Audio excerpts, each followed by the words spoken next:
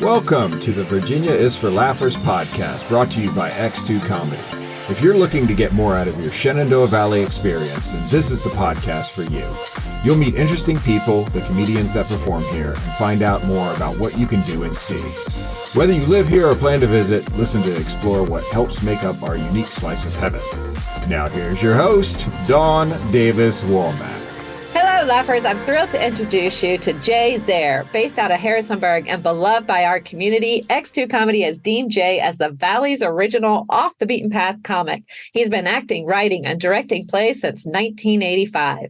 A versatile comedic talent, Jay also performs stand-up comedy and has won awards at the Super Gr8 Film Festival. He's won 4 times, in fact, for Best Film for his projects entitled The Second Prettiest Girl in Cincinnati, Ohio, My Last Day of Mental Health, Big J's Guided Tour of Historic Harrisonburg, Mel Piggy Finds the Capillaries.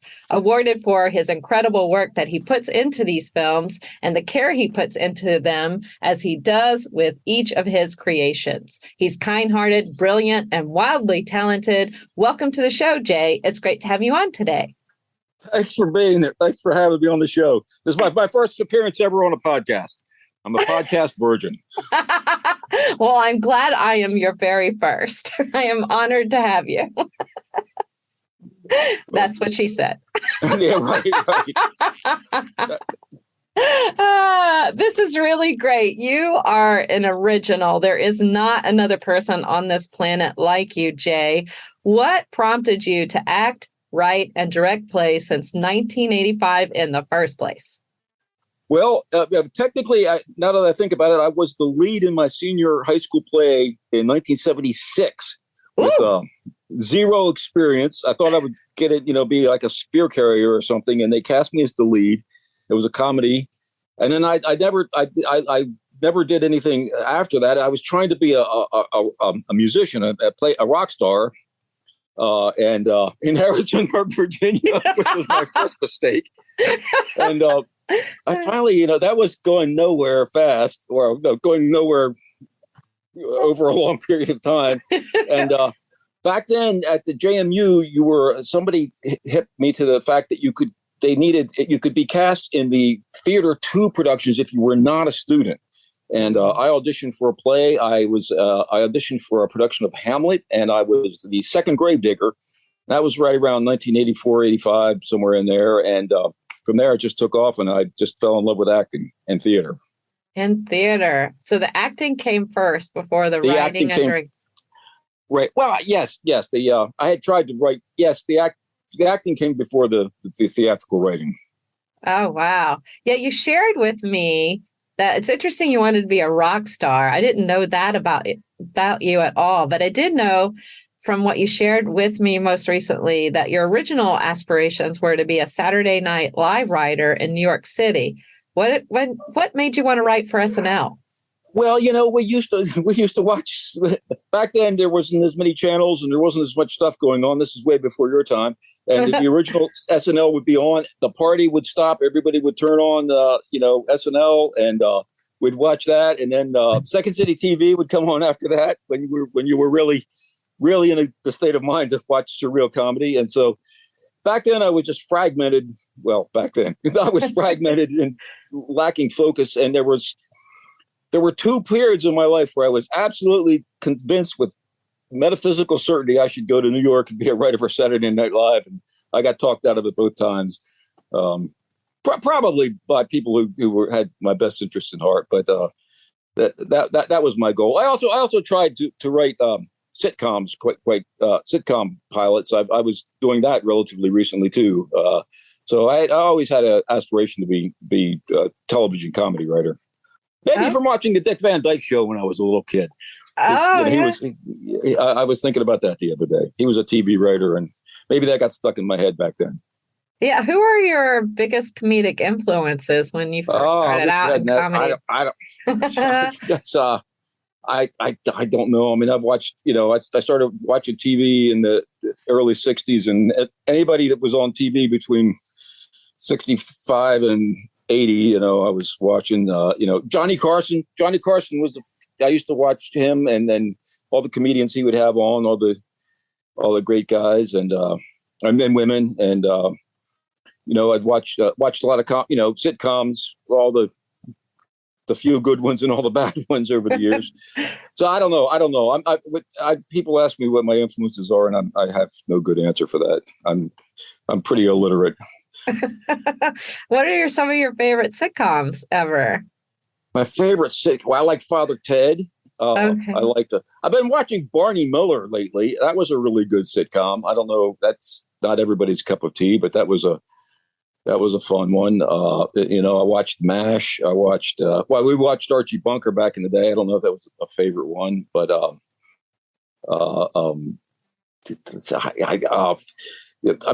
watched Big Bang Theory. I don't like that anymore though.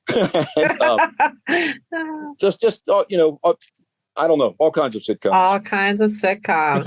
Yeah, I have a little attachment to sitcoms. In fact, before tonight's recording, you actually have somewhat of a technical debut on a podcast from a song that you wrote that was... right. The Office. That's my favorite sitcom ever. Right? And it was picked by the popular Office Ladies podcast. Now, these podcast hosts were co-stars on the hit series The Office, starring Steve Carrell, and now besties Jenna Fischer, who played Pam Beasley, and Angela, who played Angela Martin at Dunder Mifflin, are doing the Ultimate Rewatch podcast. They break down an episode of The Office, giving exclusive behind-the-scenes stories. I have got to hear how in the world you got this song selected, and what was your writing process behind this song? Well, you gave me the great lead-in for the sitcom on The Office, and I blew it on. So I'm sorry. But anyway, so they were going through, every episode, and they got up to the episode, which is when Jim first comes back from Connecticut, and he has the girlfriend, and Pam hasn't quite sussed it out yet. And so there's a scene where they're in the break room, and the two of them started joking around, and they said somebody should write a song about heartbreak in the break room. And it needs to have these elements, Mama's sexy sweater and this, that, and the other thing. And I thought, I'm going to write a song and send it to them. I logged onto the website about a week later. They'd already put up, people had already been contacting them about that. So as far as my process, I have zero at all. The comedy, the writing, the best of it happens unconsciously, and it just comes out. And I don't know what the process is. I did she had mentioned that she liked bluegrass. The people thought she didn't, so I did a bluegrass version of it, and I just used the elements from the song, and I made a video that's on my Instagram account and sent it in, and they were playing other people's songs that weren't as good, and I was getting really upset. First time my ego was hurt. I thought that was funny, then I'm like, well, I guess I'm not as funny as I thought I was. I can live with that. And I actually stopped listening to the show because I was kind of feeling a little bit upset about it, and then some people started calling me up like, well, we heard your song on the Office Ladies podcast, and I started getting emails from people I didn't know, and that's apparently was a very popular show, and so they had played it right at the end. They got to the end and they said, oh, by the way, here's this song was submitted by Jay Zehr from Harrisonburg, and thanks so much, Jay, and they played it at the end of a podcast as opposed to just putting it on the Instagram account. So it was pretty. Not a major accomplishment, but it was cute.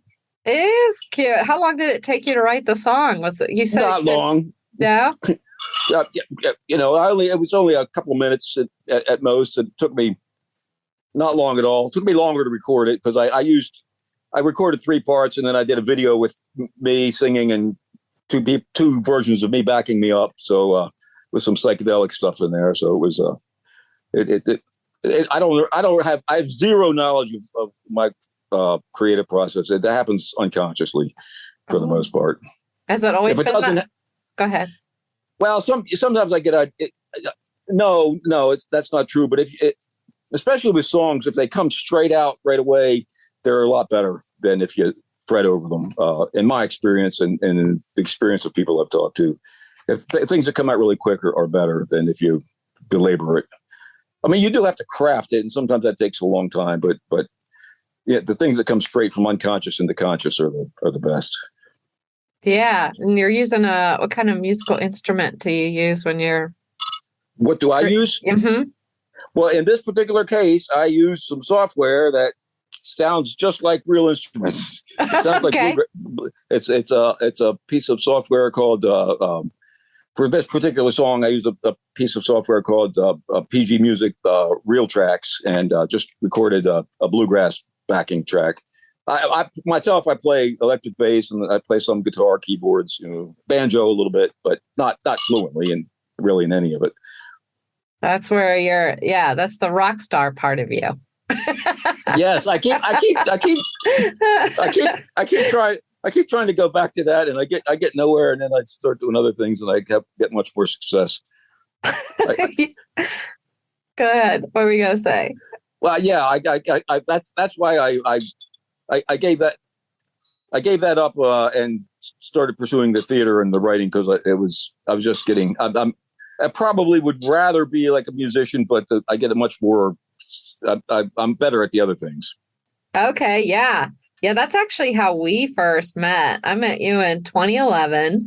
You wrote and directed the play The End of the World as We Know It, a Valley Playhouse community theater production here locally. A number of your plays fascinate me because they have a bit of a sci-fi bent to them, with comedic humor involving aliens and the Illuminati.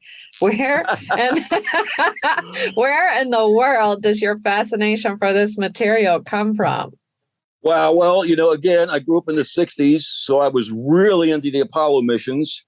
And the 60s was a really major time for a hotbed of UFO sightings, major waves of UFO sightings. We had the television shows coming on. The Lost in Space was one of my favorite shows when I was a little tiny kid. Star Trek, The Invaders. The 60s were when the original Men in Black started appearing around the country. There was original, actually folklore of the Men in Black that preceded the movie that was pretty scary. But where it really hit me again this is a pretty deep dive, but I was Mennonite, and I went to Eastern Mennonite College, and I found out in the early 90s, Nancy Jones, the late Nancy Jones, wrote a column for the Daily News Record about Ernest Gaiman, who was a professor at Eastern Mennonite College. He was an old school Mennonite professor. He didn't believe in musical instruments in church, but he had started the EMC UFO Investigators Club in 1964. And then he was involved in a major UFO case that's in Fishersville, Virginia. That was a huge case in UFO history that I had never heard of, and most people have not heard of it. It was on the front page of all the newspapers around here, the Daily News Record and the Stanton paper back in the 60s, that they were seeing UFOs all over the place. And when I heard about that, I just went off the deep end in the 90s and started just getting totally obsessed with UFOs, much to the dismay of my then wife at the time. But probably contributed to the end of that marriage. was one of about a dozen things that contributed to that. But yeah, I got into that, and then I'd always been, being undereducated and overintelligent, prone to conspiracy theories, and so that's you start in with the UFOs, you get to the Illuminati and all that. But I'm no longer into. I kind of deviated from that. I use it as a folkloric element of humor. It's kind of probably past its peak as far as being humorous, because it's escalated beyond that now, and a lot of people go off the deep end. There's a dark side to it, but that's kind of how I got into it. Okay, for those of our laughers that may have never heard of the Illuminati before, what is the Illuminati? What is the Illuminati, pray tell? Or what's the idea behind it? Okay, yeah. That's a really deep dive. There was actually a group called the Illuminati. It was related to the Freemasons. They existed in Bavaria, somewhere in Europe in the late 18th century, 1700s. That historically is true. Ever since then, throughout American history, there have been rumors of the Illuminati continuing to operate behind the scenes, controlling world affairs or national affairs. It gets into supernatural elements. There's all kinds of people take it and run and combine it with different other elements of what I would call folklore at this point, but they take it seriously. So it connects up with UFOs. It connects up with the Freemason conspiracy. It's just a very popular. You don't want to Google it. You'll go down a billion rabbit holes. Basically, also one thing that got me really going off from that was Robert Anton Wilson, who was you never heard of him, but anyway, he was a famous writer. He was connected with Timothy Leary, and he wrote a book called.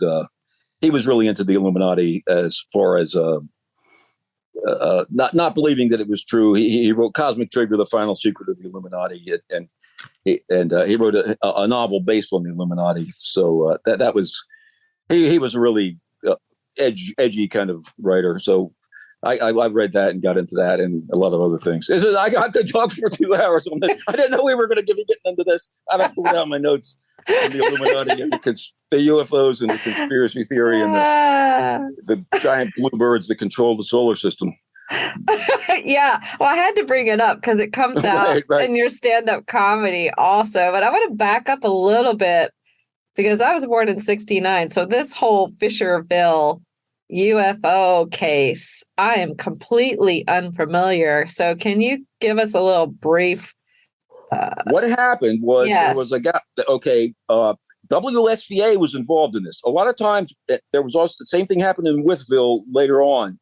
A lot of times, these UFO flaps are generated by a radio broadcaster being really involved in it. So there was a radio broadcaster at WSVA that was publicizing it and started generating all these reports.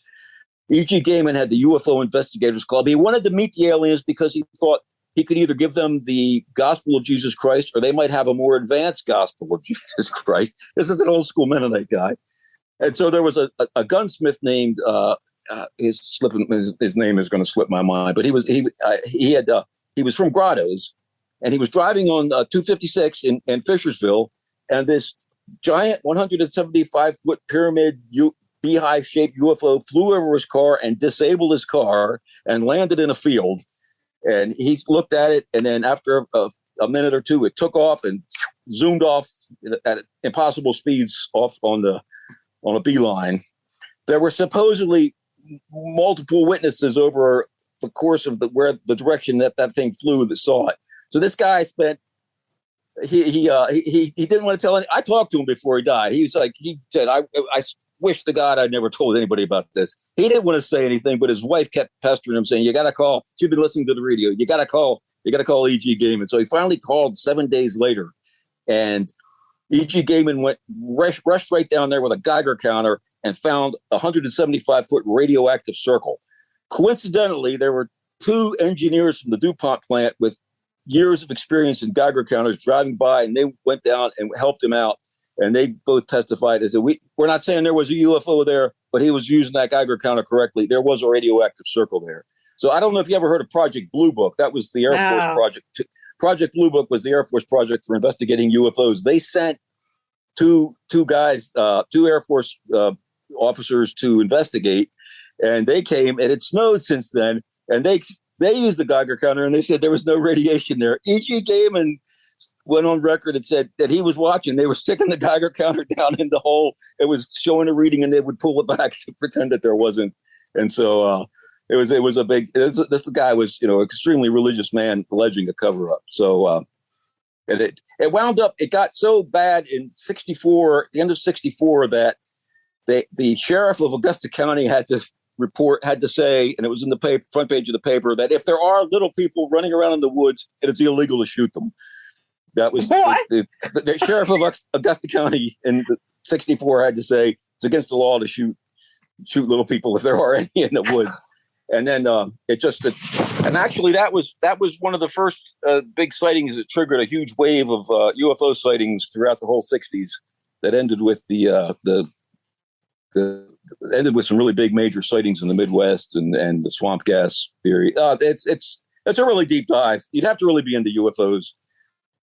All that stuff died out. The UFO mania kind of died out at the end of the '90s because with the onset of everybody having their own cameras in their pockets, you don't hear about UFOs as much anymore because they're really not something you could photograph if they actually exist. Right. It's more like it's like a psychological phenomenon. Right. So it is. yeah. And anyway, Yeah, that's what happened. That's what happened down in Fishersville. Yeah, or Fishersville in 1964. If you Google Fishersville UFO sighting, you would find information about that. Yeah, it's definitely a fascinating topic, UFOs. Sorry, that was too much. I just used that show talking. I was curious, though. Yeah, I'm glad you share. I didn't have any idea. So that thank you so much for sharing that. It's no one does. Go ahead. Stanton could be like Roswell East. They could be selling coffee mugs and all kinds of stuff. Nobody, not covered it right up. Yeah, could have capitalized on that maybe. The Stanton Illuminati covered the whole thing right up. I didn't know they had chapters. Yeah, they got a lodge downtown. They play ping pong. Get drunk and play ping pong. Probably doing some cornhole these days. Cornhole. Yeah, there you go. Well, you are right. You write about that. And as a playwright, I was curious you've written several plays. And so I'm curious, what has been the favorite play you have written so far and why? Well, boy, I used to write, I did a number of plays before that, but was back in the academic, and I tried to do serious plays but I think like one of the favorite ones I did was right around that same time. I wrote one called "The End of the World as We Know It." Mm-hmm. Oh, that was the one you were in. No, I wrote one called "If There's a Rock and Roll Heaven." I was naming it after song title. You're allowed to use song titles for playwrights, and that was about a guy that was a real slapstick farce with people hiding the girlfriend in the one room and people running around in lingerie and gunshots going off and crazy ministers and it was about a guy whose father had been he was sort of a famous rock star, classic rock star who came back home to die. And that one I think was one of my favorite ones. And then I also did the One More Last Chance Diner, which was a more serious one, which was a kind of a mashup of all my experiences working at the Little Grill over the years. That I thought that turned out really well too. Yeah. So those are probably my two favorite ones that I wrote for the Valley Playhouse. Yeah. So what about them? Was it because it was connected to your personal experiences and some involved music? Like what aspects of it make it your favorites? Those two plays. Let's see.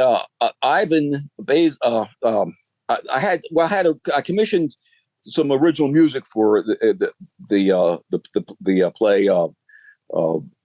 The one I just mentioned about the rock star coming home, which was called "If There's a Rock and Roll Heaven." So I had some original music that was commissioned for that was awesome by Ivan, and then I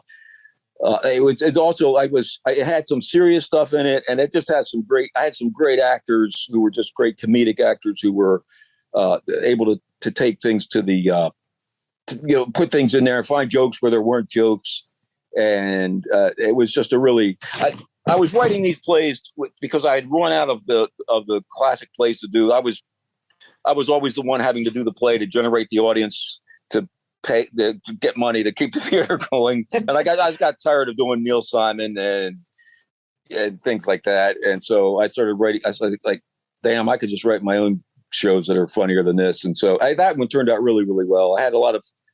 I thought that got a lot of laughs. There's nothing greater than writing a funny line and having somebody deliver it and hearing the audience laugh and knowing it was a joke from the first time you thought it through all the months of working on it, and then bang, it gets a big laugh. Yeah, good laugh. The funniest, I mean, the weirdest part is though, it's the same with stand up or anything else. Some things you think are hilarious, nobody ever laughs at, and so some things you don't think are funny at all. And there was the biggest laugh line I got in that play. I didn't even think was funny, and it might have been how Alan delivered it. And that I like a really hilarious line for the drunk priest to give about the woman comes running out screaming, "Oh, Father, there's a demon in the house. What are we supposed to do?" And he's like, "I don't know. I guess you're going to need a priest or something." And I thought that was hilarious, and it never got a laugh. But anyway, that was Salem B. Alan, I'd like to do that play again, actually. Oh, you would? Yeah. And maybe get Alan back. Yeah. Alan's been in a lot of plays. He's done a lot of shows with me. Yeah. Yeah. I had a core group of people that did a lot of shows with me. Yeah, you did. Great comedic actors. Yeah. Yeah, they're really a lot of fun. You do a really good job. You've directed them too. And I'm also curious, directing's a different role. It's more encompassing, a lot of moving parts. So what's been the most challenging play you've ever directed to date and why? Wow. If you're directing community theater, they're all incredibly challenging. I won't go into it. There were some incredible challenges in that play I did with you. I don't know if you remember or not. I wasn't one of them now. Come on. You were not one of them. And I only had 3 lines in that one. I've come a long way. I'll tell you, the last one I did was a production of You Can't Take It With You. That was very challenging for a number of reasons. And I got to the end of that. That's when my dog showed up during the run of that show. Everybody in the play was having a blast. Everybody in the audience was having a blast. We were setting records, and all I wanted to do was go home and hold my dog. I was like, it's time to give up the community theater, I think. But yeah, they're all pretty challenging, but it's rewarding too. To get a play up and running, despite all the challenges, it's really rewarding. Yeah. Yeah. I think some of the challenges, different levels of commitment, I would say. Different levels of commitment. I mean, you cannot from the actors, but there's all. I don't want to there's all. Anything insane that can happen with human beings gets amplified times 10 in a community theater show, and things are going to pop up that you're like, oh my God, I could have never foreseen this happening. And yet here it is. Somebody stopping taking their antipsychotic medications during the run of the show and having that manifest during the second week of a production. Yeah. And worse than that, and almost as bad as that. Things like that. It was, it's real. I shouldn't have even brought that one up. Maybe you can edit that out. You did not mention any names. So I did not mention any names. There we go. And it wasn't me. It wasn't me. And it wasn't me. Could have been me. Could have been me. So we got it narrowed down to that, laughers. Right. We'll ask you this next question. You did the acting, the playwriting, the directing, and now you're doing some stand-up comedy. When and where did you start stand-up? Was this planned well in advance? No, it was not planned at all. I cannot remember. I must have started thinking about it years ago and on and off. To briefly answer the question, I finally got so burned out on community theater because there's so many moving parts and you're dependent on so many people. Even in paid theater, you're dependent on working with people. But in community theater, different levels of commitment, different levels of experience. And I thought, well, stand-up comedy, it's, just one guy, one person, one mic. I don't have to worry about anybody else. I'm a genius. This will be really easy. And so I started doing it. Back then, there was right before COVID, there was some open mics going on around here.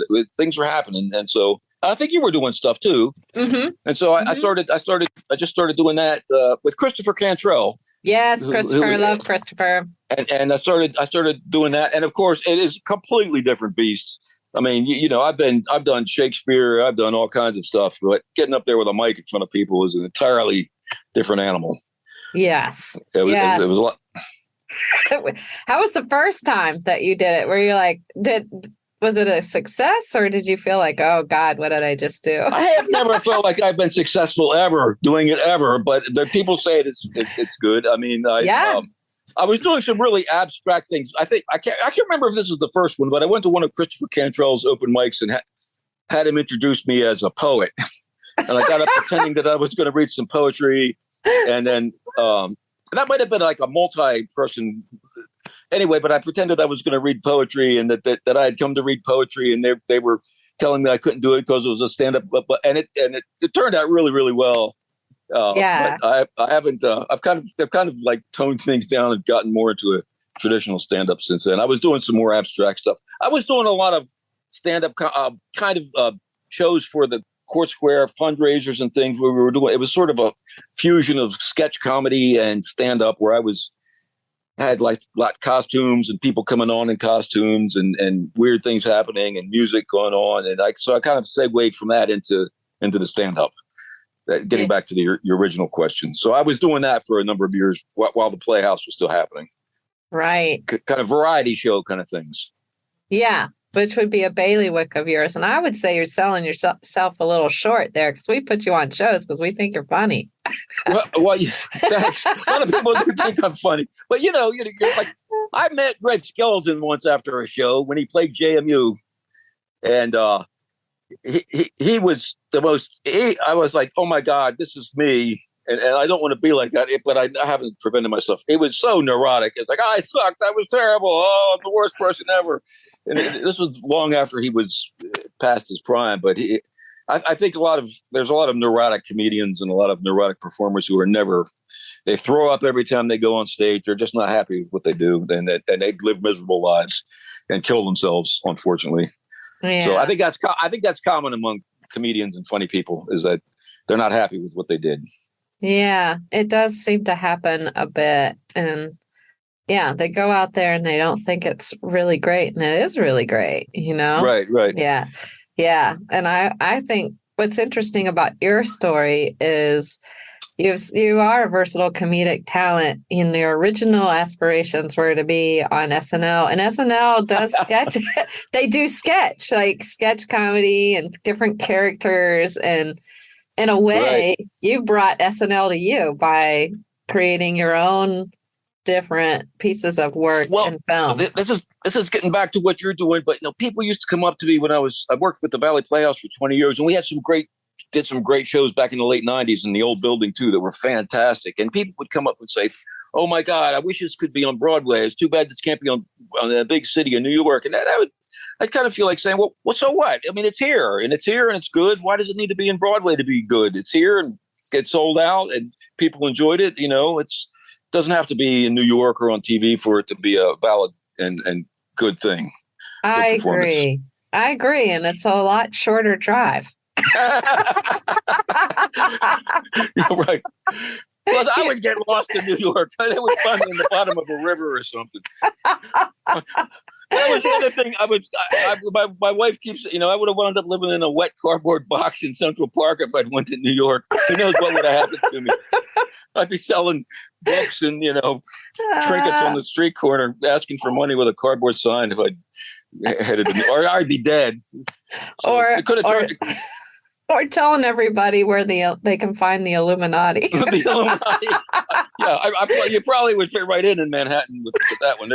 You could probably go out and throw a rock and hit 10 people who know about the Illuminati. That's right. Just take a right. The lodge is around the corner on the 8th Street. Oh my goodness. That's awesome. Yeah, you got so many talents, and one of them is filmmaking as well. You won awards for Best Film. We listed that when we were introducing you for the Super Gr8 Festival. 4 of them. This festival is put on by Tim Estep, a local filmmaker, and Paul Summers from the Golden Pony. A lot of people, though, some of our laughers won't even know what Super Gr8 Film Festival is. So what is it all about? Well, it's technically called a Straight 8 Festival. Okay. The only other one that's going on that I know of is in the UK. Wow. So it's one of only 2. And basically, this is going back before your time and probably a lot of listeners, but it was the old old film format, which was a Super Gr8 film. You got a cartridge. It lasted for about 3 minutes and 15 seconds. And so you would get that at the reunion. You would shoot pictures. And so there was no sound. You shot it all in one take. There are still some of these cameras around. This is part of the problem that they're having with the festival and continuing to keep it going. They're 40 years old at this point and wearing out. But the way this festival works is there's one company left in Hollywood that still makes the cartridges for this thing. And they started out by converting. George Lucas and Spielberg and all those guys started out with Super 8 films when they were kids. So these guys started out in LA, and they were the sponsors of the festival. They started out converting and preserving these famous Hollywood filmmakers' original Super Gr8 films. But so they were the original sponsors of this film festival. You get a cart. They would loan you a camera. I've since bought my own, but you get a camera. You get this cartridge of Super 8 film, and then they turn you loose and you make your movie. You cannot edit. You have to shoot it all in one. You can't really control it very well either. You have to shoot it all in camera without seeing what you've done or being able to go backwards or edit it in any way whatsoever. So if you're shooting a film and you have a scene in one place and a scene somewhere else and a scene back in the original place, you got to keep moving back and forth. And so you shoot the whole film, turn it in to be developed. You make your soundtrack, you turn that in, they put it all together, and then everybody shows up and it's a big social event. Everybody's dressed up for this big premiere and it's a big sellout crowd at Court Square Theater, and you're seeing your film for the first time there in front of 250 artists in Harrisonburg, which is really scary as can be because you never know how it's going to turn out. They'll show it no matter what, and some of them turn out and some of them don't. So it's really fun. And like Paul and Tim would say, it's sort of like haiku. You get to be more creative because of the limitations of the format. I mean, you have to be. It makes you be more creative because you have to work within these restrictions, like a haiku, and you look at the films separate from that online or something, and if you don't appreciate how much work went into it, they don't always look as great. But when you're there and that's in that festival, it's a one of a kind thing. Really, it was really cool, and it was a great community event for the artists. A lot of people, musicians, poets, all kinds of people would participate and make films every year. So I was really proud to have won all these years. Yeah, four awards for best film is really great.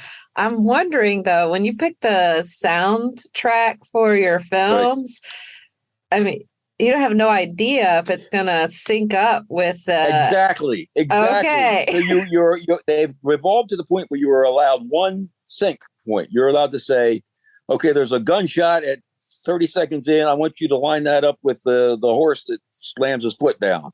And so you're only allowed 1 point. Now, part of the reason I was able to win was I wound up doing everything one frame at a time. So 3,200, 3,500 frames, one at a time. And I was using pictures and animation, and I was able to sync it up. And then I was using 3 or 4 software packages and creating my audio so that it would sync up perfectly. And I did it 3 times in a row and haven't screwed up. But you would just go insane because you would just have these numbers going around in your head and these notebooks. You just wouldn't believe it because you're having to. And the Super Gr8 film is 18 frames per second. So any software you're working with doesn't go to 18 frames per second. That's a really old-fashioned mode. So I was able to. That was one of the things I was really proud of. I was able to sync up these films really, really well. And most other people were actually better filmmakers as far as shooting live action, but it's just impossible to sync it up unless you're doing it one frame at a time, which is how I was able to have my success. Yeah, that's really great. Yeah, I can imagine. There's probably some films where the sound was really off, and it probably made it hilarious. Yeah. Well, a lot of people would resort to just doing. I realized after the first year, a lot of people would resort to having abstract, nonlinear images and nonlinear soundtracks, and then it didn't really matter if it matched up. If you had a song playing and abstract things going on, like an MTV video, that didn't matter so much. That's the easiest strategy. Right. And yours more had a plot and storyline. I did funny films with jokes and lots of scene cuts and mine were a lot different than what everyone else did. I will pat myself on the back. I was making some pretty cool, funny films that miraculously synced up.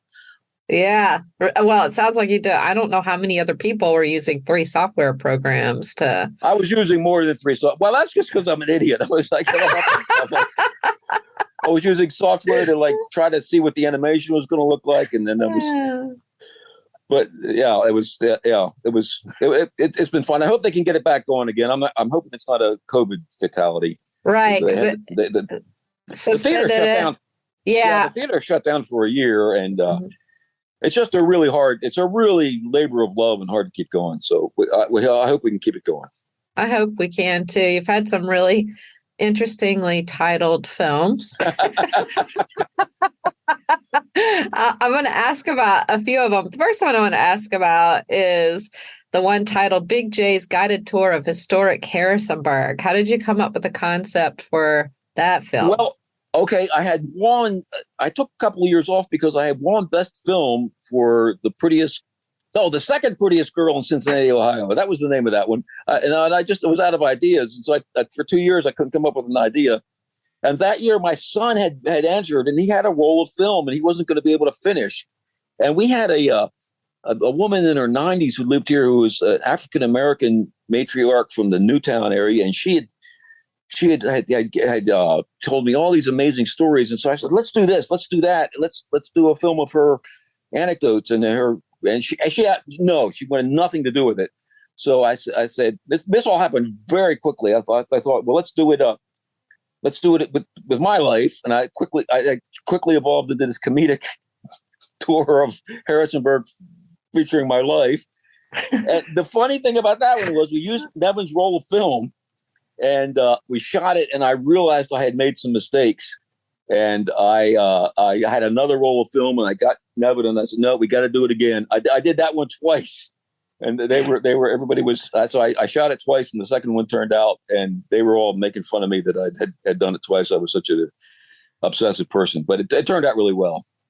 Yeah. It had some funny stuff. And it was also, touching at the end. It was, funny, make them laugh, make them laugh, make them cry a little bit. That was Steve Gillman's old motto. Yeah, and this is just a little over a 3-minute film. You're able to 3 minutes and 15 seconds. I was able to accomplish it with that. If you with the like, you watch some of these commercials on television, they're accomplishing that in 30 seconds. That's true. So you can tell a really powerful story really fast, and attention spans are a lot shorter than they used to be. So yes, you can do it. Yeah. Yeah, they're comedic. Where the other one, the second prettiest girl in Cincinnati, Ohio, is this someone you personally knew? No.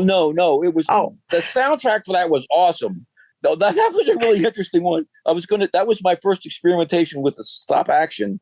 And I was going to be, I had it. I didn't have a plan. I didn't have the plan down, and I got started. I got started on it, and about less than 30 seconds in, I got completely lost, and I was so depressed. I was like, I'm not going to be able to finish. And I just finally said, well, what the hell? And I just started doing all these. It was the most crazy psychedelic thing you'd ever seen, and I didn't think it was going to turn out at all. And I won the best film for that one. It was a really trippy, crazy film. It had a great soundtrack and a really good. I had Rebecca Wishon Rogers. Remember her? Yeah. And Daniel. Oh, he's going to kill me. I'm having a senior moment. He has subsequently moved away. They did I wrote the script and they recorded it. There was a man and the woman. And it was. I think the soundtrack and the writing for that was better than the production and the film itself. But it turned out really well. Yeah. I'm wondering, is that experience from that film what inspired the next one, My Last Day of Mental Health, or My Last Day of Mental Health? That was. I got that. I can't remember where I got that title from. I had misread something. I think I had misread something at a clinic that I was visiting or working at, where the sign had said "Last Day of Mental Health Counseling," and I misread it. My Last Day of Mental Health. I thought that was funny, and so that was sort of a takeoff on the guided tour. That was more autobiographical, and I had actually that one I did after I had started doing some stand-up comedy, because I incorporated my stand-up comedy routine into that. So I had jokes that I had used in stand-up comedy that I put into the movie. So I had started stand-up comedy back at that point already. Forgot my own timeline. Forgot my own narrative. That's really good. Now, here's one I'd have to know. What in the world? The male piggy finds the capillaries? Okay, that was I have this Our Wonderful World, which is the junior edition of the Americana Encyclopedia, which is one of the last things I salvaged from my home before my dad threw everything away and passed away. And I've had it sitting down here, and I had this film, and it was a scene that I wanted to write a play about it, and somebody said, Tim had said, well, I'd like to see you do a scene I'd like to see you do a play in one of the movies. And I was like, well, I've had this scene. It's not bursting out into a full length play. I'll just try to do this one scene. And so I did the scene, and it developed into it was kind of it was a scene. It was me going on a Tinder date at the Little Grill. I had Tucker with me. It was all psychedelic. It was a lucid dream that was happening. And when couldn't figure out how the name, the whole thing came together so fast, I couldn't figure out how to name it. I just pulled out a volume of the encyclopedia, flipped it open, picked out an article. It was Mel Piggy finds the capillaries. He was a scientist from the 1600s who discovered the capillaries. So it was random. It had no relevance whatsoever to the plot line. But Tucker was in there. Tucker was Jonathan Stewart, the voice of Tucker. Was with Tucker for that, and he did a great job. And Tucker was sitting there on the like, you brought a dog on a date, and Tucker his first line was, "I'm just an imaginary dog," and then the whole thing takes that turned out really well too. That's a really funny one, because I lined that up. I had the voices almost perfectly lined up. I had cartoon characters. I mean, it was really primitive animation, but it all worked, and that one turned out really well too. Yeah, Tucker's your best friend, your puppy. And I hated dogs before that dog showed up, and now we're joined at the hip. You are joined at the hip. What kind of when did you get Tucker? Because for the laughers who don't know, when did you get Tucker, and what type of pup is he? Well, he showed up at my house in the fall of 2018 when I was directing my last play I ever directed. And I was so mad. We were only going to keep him for 2 weeks. I came home and he was there. I was so mad at my wife for, bringing this dog home for within the first half hour after he was at the house, I opened the door and he took off. I was chasing him all over the neighborhood. I was swearing at this dog, and I was so mad. Within 2 days, we were just like bonded. Like he's they call him Cavachons. It's a cross between a Cavalier King Charles Spaniel and a Bichon Frigé. They charge $7,000 for them. They're really hard to breed, and they're supposed to be real, loving, mellow dogs. But he's, wild. That's why nobody wanted him. Well, you guys are great together. Yeah. You can actually, laughers, see a little bit of Jay's film working and creative comedic genius and Tucker and a promo that he did for X2 Comedy for this upcoming show, August 13th on X2 Comedy's Facebook page. At the time you'll hear this recording, it'll be a couple of days before that show, but we are actually releasing it tomorrow on Facebook, August 3rd. And if you go to Jay's Facebook page, it's already up there. Oh, I'm sorry. I went ahead. I jumped the gun. Oh, I think it's great. The more people, the more we get it out there, the better. I just absolutely love that piece that you did. Court Square Theater's doing the same thing. They're going to release it too. And it really is fun to watch. So you can kind of get an idea of Jay's mind by watching that promo video. It's really great. I love it.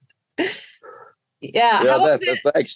Was that long to put together? I mean, no, I put that together really quickly. That's why it's kind of got some like cobbled together audio, and just shot that on my iPad.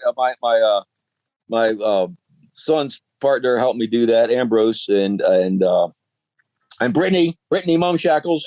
Yeah, she's great. A little cameo appearance. The audio didn't work. I had to dub my wife, my non-actor wife, was sound asleep. I was like, "Wake up! Say these lines. I got to dub this." And it came out pretty funny. And then, I just did that really fast. I didn't have a script, but it came out. I didn't have a script or anything. It just all came out, but it worked out pretty funny. I think it did too. I really liked the horse and buggy shot. Among other things. So it was really entertaining. So thank you for doing that and sharing that with us. So fun. Yeah. You've got lots of talents. You're actor, playwright, director, stand-up comic, comedy filmmaker. What's your favorite out of those? That's a tough question. I'm going to sort of change that. I'm actually best at acting, I think. And there's, when I'm up on stage, I feel like I'm really memorizing lines and, suspending disbelief, and with the fourth wall firmly in place. I feel like I'm really where I belong in life, and haven't got to do that as much as I've wanted to, but I'm probably the best at that. When you're directing, you're in control of everything. I'm also good at that. That's just a really hard, and writing is also, really, so that's a hard question to answer, but I'll say that I'm best at acting, but maybe I enjoy writing the best. Yeah, very creative. I'm curious too. You do, not everybody does comedy in multiple arenas. But the theme that you have in all the arenas is comedy. So what is it that you love most about comedy? Well, people want to laugh. It's a really screwed up world. Yeah. Preach. People need to laugh. I discovered that, and just recently, I'm just getting away from any kind of. I know this. People are making. Somebody was just ridiculing me at the dog park the other day for being like. I was like, yeah, people don't want to hear serious stuff. You want to hear, people want to go. You're paying. You want to go out and have a night on the town. You don't want to hear people talking about serious things. You want to laugh, and that's. I think it's a different era than it was, say, when George Carlin or Richard Pryor or those people were doing really political stuff and breaking barriers. Not that it's a different thing. I think there's plenty of people attempting to speak truth to power, and I don't know that that's what I'm trying. I'm still parsing that out, trying to figure out how to approach that. I want to be relevant to the human condition, but I don't want to be controversial. Anyway, so people need to laugh. That's the thing about comedy. You just can't have, and then live comedy, especially whether it's in theater or in stand-up or whatever, you just don't have that communal experience of going. You can't get that on your flat screen TV. You can watch a drama on your flat screen TV and have the same experience as you can at a dramatic play, but you can't have that communal experience of seeing something funny and bang, spontaneous. The energy going back and forth between the audience and the performer. You can't get that with a movie or television. You gotta have that with a communal audience, and that's the great thing about comedy. And it's probably when it goes back tens of thousands of years to the first time somebody dropped a coconut on somebody's head and around the campfire. That probably goes way back to the beginning of the human experience. So it's a long tradition. Yeah, it really is. Laughter is the best medicine. It's a great reset. The Reader's Digest. that was my greatest comedic influence. The Reader's Digest. You have a humorous anecdote. I agree. That's funny. Yeah. Well, this has been really great. As we wrap up here, how can the laughers best follow you? He's laughing already. We even rehearsed this question, I think. Well, you can find if you go to Vimeo under the Super Gr8 Festival in Harrisonburg, you can find my films. Okay. The Super Gr8 films. I have a YouTube channel. I've only got 5 subscribers because of the Illuminati conspiracy, and it's called Big Toon Collective. There might be some home videos on there. I don't know what's on there. I've got some funny stuff on there and some not so funny stuff. I do have an Instagram account. If you look up Jay Zehr, I've got 3. I got 3 videos on there. What? But one of them is the Office Ladies song, one of them right? Is the Office Ladies, the 2-minute Office Ladies video. And might get more followers now. Track me down on Facebook. Don't make fun of anything I say. Just only hit like and love on all my posts about my dog and Tucker. Yeah. So Big Toon Collective. I've got some videos on there. I got to get my media. I need a media expert and get myself get organized on this. Yeah. That's exactly what you need with your creative self is get your work out there. It's really a lot of fun. I've only gotten 2 or 3 miles outside of my my house here for the last 25 years. I need to like get 4 or 5 miles away. Yeah. Well, maybe that's a little bit closer to New York City. Right. Laughers will be sure to put all his info for you in the show notes as well. What he has, we'll make sure it's in there so you can click on the different modems or avenues and see what he has out there. That's really great. Well, thank you, Jay, for coming on the show today. This has been highly entertaining, as you are highly entertaining, and so much fun. Thank you again for being on today. That's really great. Thanks for having me. I hope I was an adequate guest for the podcast. I really appreciate it. I appreciated being on it. Thanks so much, Dawn. You are welcome. I was more than adequate in my opinion. Big love to you, Jay. I love you so much. Thank you. Thanks again, Dawn. You're welcome. And Laughers, you can see Jay perform live on August the 13th in the 2022 X2 Comedy Series at Court Square Theater in Harrisonburg at 7:30 p.m. Beer and wine are available at concessions. Join in the lineup with Jay as host, JMU professor Chris Womack, and yours truly, that's me, plus P.T. Bratton, a pastor turned comedian based in D.C. who has performed at the White House, and your headliner, Dante Carter, out of Delaware, a nationally touring comedian who's been on HBO Def Comedy Jam, BET Comic View, and toured overseas performing for our U.S. troops. You do not want to miss this hilarious lineup. Tickets are $20 in advance, $25 at the door. Buy them online today at courtsquaretheater.org. That's courtsquaretheater.org, theater with an ER. Great group discounts are also available. We'll be sure to put this and all the event info for you in the show notes as well, and we can't wait to see you there. And lastly, and most importantly, thanks for tuning in, Laughers. Out of all the podcasts out there, you picked us, and we think that's pretty darn special, just like you. Until next time, keep smiling. Bye. Bye-bye. Thanks for tuning in to this episode of the Virginia is for Laughers podcast, brought to you by X2 Comedy. We'll be dropping a new podcast every Wednesday at 4 p.m. Eastern Standard Time, so check back for another uplifting episode. Come to an X2 Comedy show or let us bring a show to you. To find out more, head to x2comedy.com. Be sure to share us with a friend. Until next time, cheers.